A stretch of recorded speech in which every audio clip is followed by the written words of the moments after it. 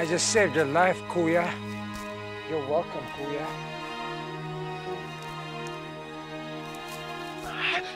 What the hell, Kuya? I just saved your life! Nakalimutan mo.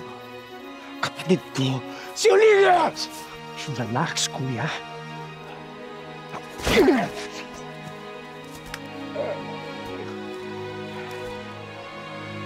Handalin mo sarap ko to. Ay, sabi sa akin. Ay, sabihin! Oh, Jesus.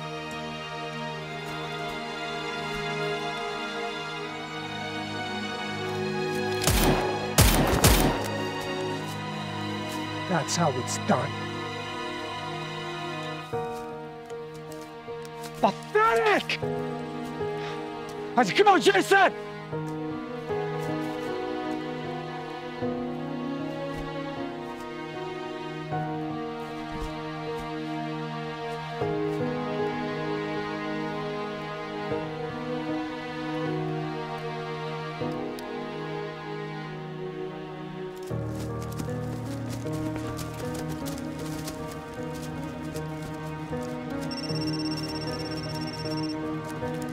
Mayor! Ang masusunod, Mayor. Ano daw sabi, Angkong? Patay na raw si Vice Mayor Olivia. Di naman pala eh. Tinapos na pala ni Mayor trabaho natin eh.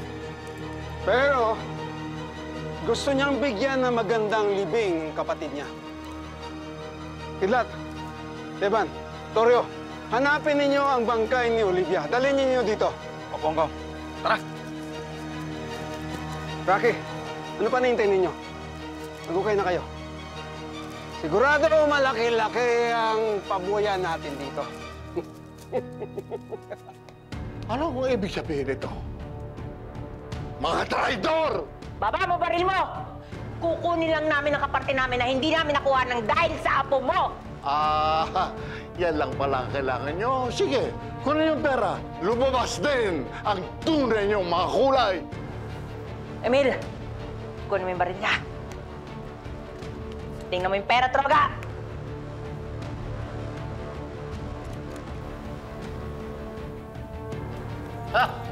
Yan lang pala ang katumbas ng inyong katapatan sa aking apo! Pasensya na, Don Julio! Negosyante rin ako! Boss, anong gagawin natin dito kay Don Julio? Hindi ba natin tutuluyan? Baka balikan tayo nito. Hindi na. Matanda na yan. At saka sa kulungan din naman yan dadamputin! Hindi ka na, Emil. Mga traidor! Mga traidor!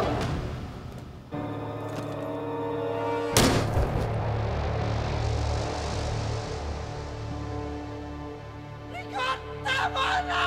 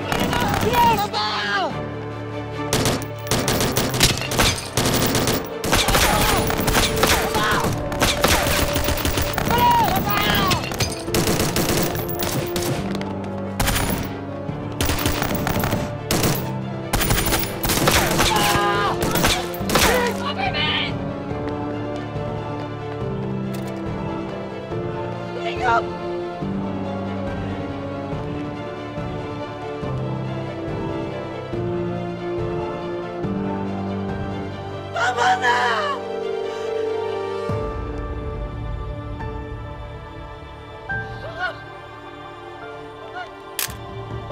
Tama na!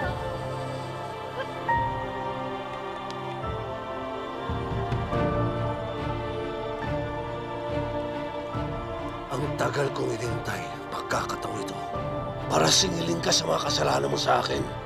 Sinira mo ang buhay ko. Winasak mo ang pamilya ko. Ngayon, magbabayad ka, demonyo ka! Sige! Ibibigay ka na biti mo ang gatilyo mo! Kung papatayin mo si Ramon, patayin mo na din ako! Patayin mo na din ako! Gusto mo mamatay na kasama niya? Sige! Magsama kayo sa impyerno! Pare! Wag! Hayop ka, Rico! Hayop ka!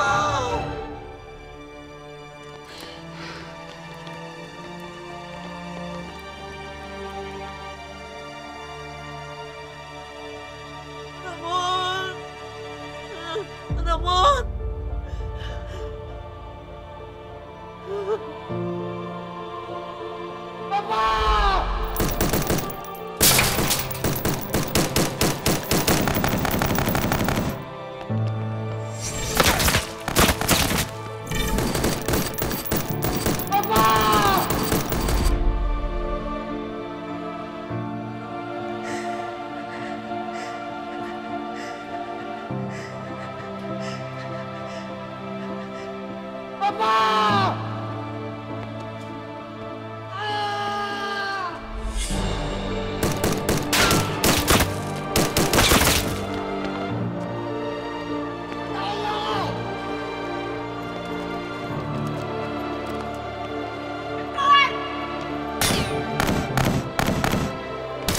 Ito!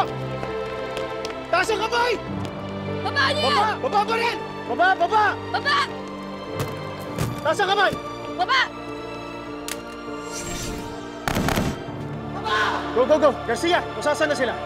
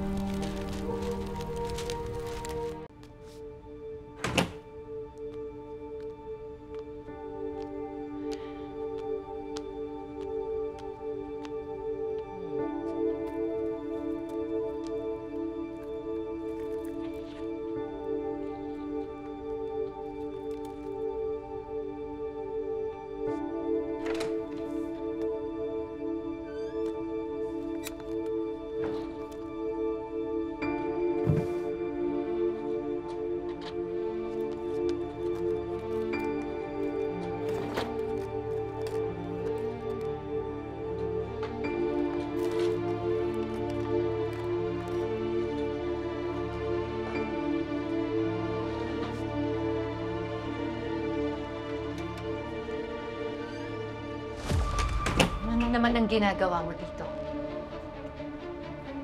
Kang lalapit. Jackie, mabigat ang pinagdadaanan ko eh.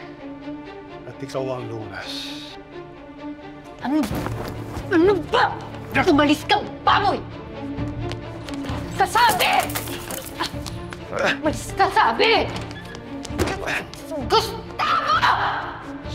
Duga! Gustavo! Ano ba sinabi? Tawag. Sige. Sige, subukan mo! Subukan mong lumapit! Para bigyan mo talaga ako ng rason para patayin kita talaga. Papatayin mo ako? Ako lang ang nagbibigay ng kasiyahan sa'yo. Uy, baka nakakalimutan mo. Naging matinaw ang buhay mo nang dahil sa akin. Ako ang gumawa sa'yo. Talaga! Ginawa mo akong ganito. Tuwing inaabuso mo ko, mas pinapatigas mo yung puso ko. Mas pinapatapang mo ko. Hindi mo na ako hawak sa liig, Gustavo. Congresswoman ako. Yung anak ko, mayor mo! Eh, ikaw, isa ka lang matandang wala ng silbi. Huwag mo nang uulitin to sa akin, ha? Dahil pag ginawa mo pa to ulit sa akin, papatayin na talaga kita. Tandaan mo yon. Hindi mo na ako mabababoy ngayong layas! Layas! Lumayas ka, sabi.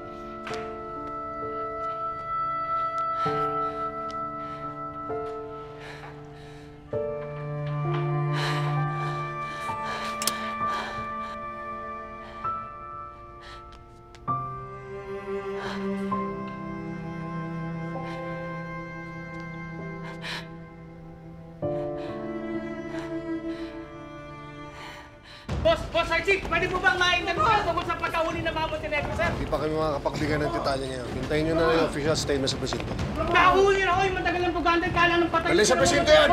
Ano ginawa mo sa anak ko? Mahibig ka! Dali yan! Sige na, dali na yan! Magiba, good job. Congratulations sa atin. Malaking isda nitong nakuha natin. Hindi pa tayo pwede mag-settlement eh. Yung mga nakatakas pa. Pero huwag ka magalala. Mahuhuli din natin mo yun. Ebidensya, secure ninyo! Sir, mayroon nga palang hindi magandang balita. Nakatakas si Tanggol at ang mga kaibigan niya. Paano nangyari yun? Nakakuha sila ng mga sasakyan dyan sa labas. Hayop talaga yung demonyo yan. Abot kamay na natin. Nagawa pang makatakas. Sige na. Yes, sir.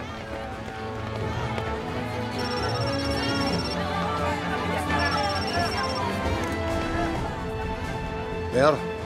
Giba. Nahuli na namin yung mga Montenegro, Mayor. At mga kasama nila. Dadali na namin si Ramon Montenegro sa ospital para ipagamot. Tapos diretso na kami sa presinto. Si Tanggol. Nakatakas yung demonyo, Mayor eh. Pero huwag kayong maglala. Hinahanap na sila ng buong kapulisan ngayon. Huwag kayong titigilan ka ng hindi niyo hawak si Tanggol at yung tropa niya. Huwag na huwag. Yes, Mayor. Don't tell me, Kuya. Don't tell me. What the hell happened? Nasa custody na ng leading team ni Dimagi ba ang mga Montenegro? Ang problema, hindi kasama doon sa Tanggol at yung tropa niya. I knew it! I knew it! I was there! I could have destroyed Tanggol myself! Sino kaya hindi nag-iisip sa ating dalawa? Sarmiento, sa presinto tayo. Tara na! Ayos na! Tara, susunod tayo!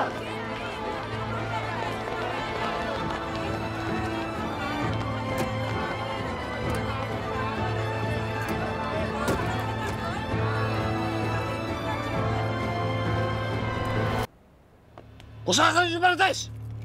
Isama niyo sa mga nahulihan! Ayop ka! Demonyo ka talaga, Rico! Ayop ka!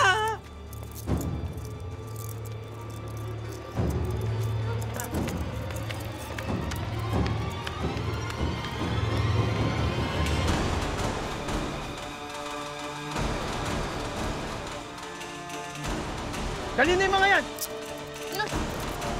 Bilis!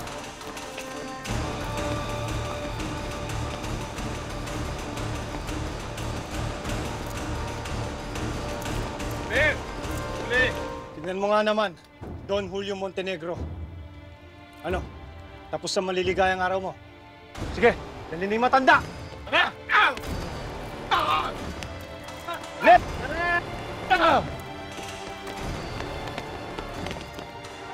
Bistado! Katotong abit ko mga kaibigan ako. Nandito po tayo ngayon sa mansyon ng mga Montenegro kung saan nagkaroon ng madugong operasyon. Kasamang nadakip ang drug lord na si Ramon Montenegro. Maraming pera at droga ang nasakote ng kapulisan.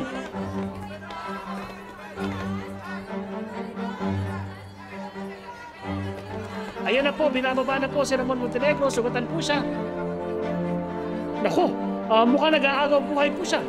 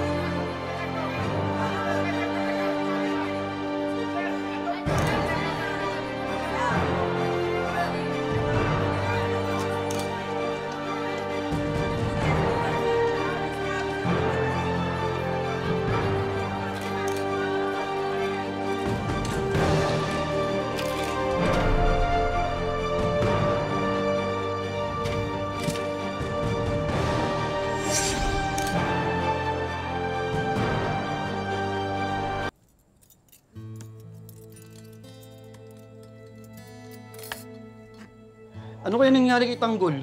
Ang sakit nun. Akala natin lahat si Tanggol mananalo pero si Miguelito pala. Sigurado dinaya yan si Tanggol. Pinakilos ng mga gerero ang pera nila. Alam niyo naman dito sa bansa natin sa sobrang kahirapan, kayang-kayang paikutin ng mga politiko ang tao pag pera na ang pinagana. Sus!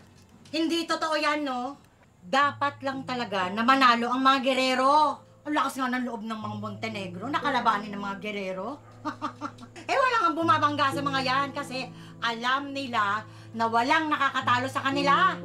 Bakit naman po tama? Dahil nabibigyan nila kayo ng mga ayuda? Nakukontento na ho kayo dun? Alam niyo po ba kung ilang milyon at ilang bilyon yung nakukurakot ng mga gerero sa atin? Pero mabigyan lang kayo ng kakarampot na pera, masayang-masaya na kayo doon. Itatayaan niyo na yung kinabukasan niyo. Kung magsalita ka, akala mo naman hindi ka taga Maynila. Kaya walang pagbabago Kaya walang nangyayari sa mga buhay natin dahil sa mga prinsipyo natin bali-baliko. Wala na tayong magagawa, talo na si Tanggol. Kaya nga, ang ibig sabihin nito, delikado ang buhay natin. Dahil hahanapin tayo ng mga gerero. Kasi tapos ng eleksyon. Ano nang plano mo, Papu?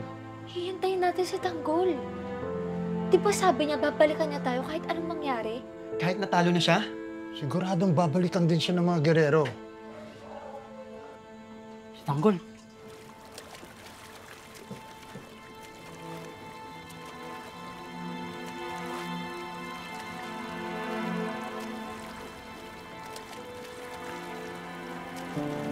Tanggol! Tara! Tanggol!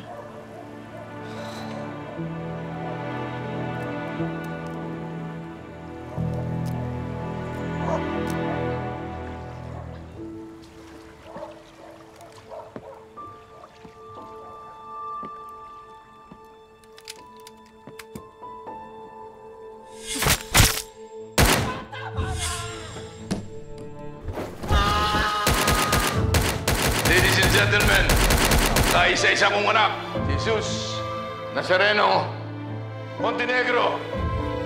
Handa akong ibigay ang lahat ng meron ako para sa'yo, Tanggol.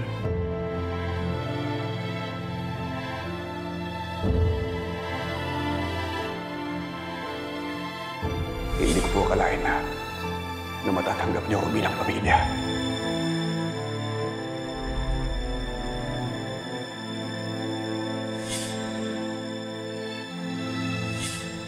Maganda ang hangarin mo, Tanggol.